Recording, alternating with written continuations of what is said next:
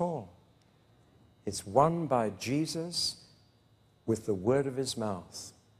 Remember, the Roman soldier had two kinds of sword. The thin sword that we know as a sword today, with which you can fight 2 or 3 soldiers at most. But the broadsword of the Roman soldier was a far more deadly weapon. It was shaped like a spade like that, with a ridge up the middle which extended beyond the blade to a long handle. And you held it with both hands, and it was very heavy, and you swung it, and it was sharp as a razor down both sides, but with the weight of it, nothing could stop it. And if you came anywhere near that broadsword, it sliced your arm off, sliced your leg off. No bother at all. And so one soldier swinging that in a circle could keep 50 other soldiers away. They wouldn't dare come within reach of the blade.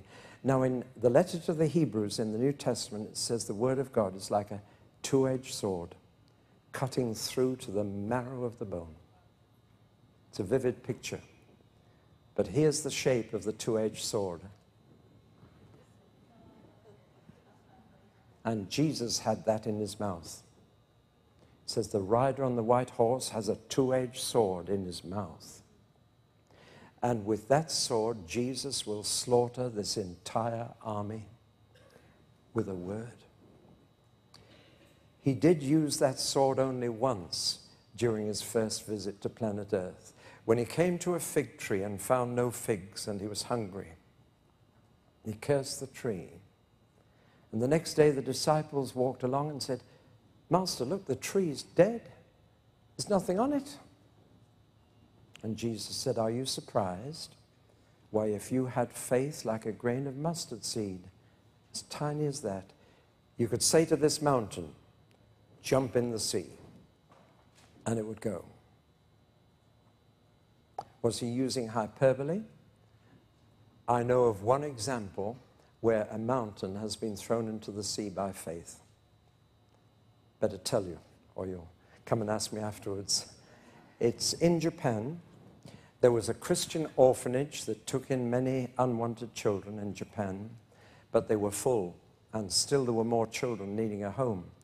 It was a 5-story building with a street on 3 sides, and at the back, a steep hill right up against the back of the building.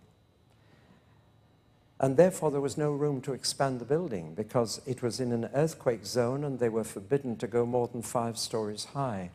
And there was such a need of more children for a home that the missionaries were discussing it in the presence of the children. And they said, well, we can't expand that way, or that way, or that way. The only way to expand is back, but that great hill is in the way, so we can't go that way. And one of the missionaries made a kind of in-joke for Christians. Well, we ought to tell the mountain to jump in the sea. And the missionaries laughed. Good joke. But the children didn't laugh. And the children went away and held a prayer meeting. And they said, Jesus, throw that mountain in the sea so we can have more children. In simple faith. They went away on a holiday for a fortnight to the seaside. That was their annual treat. And when they came back from the holiday, the missionaries and the orphans couldn't believe their eyes. Or the missionaries couldn't. The hill had gone. It was level.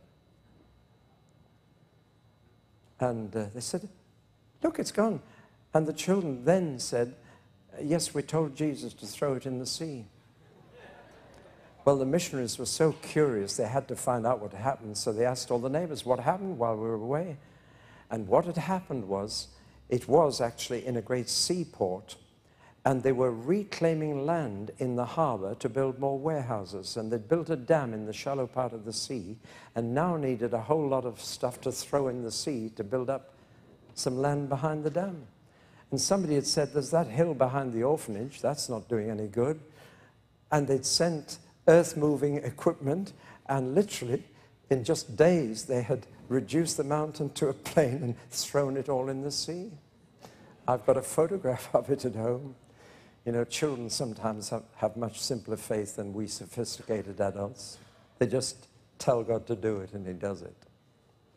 Well, back to Armageddon. Kings and armies destroyed by the Logos, by the Word, by the broad two-edged sword in Jesus' mouth. And now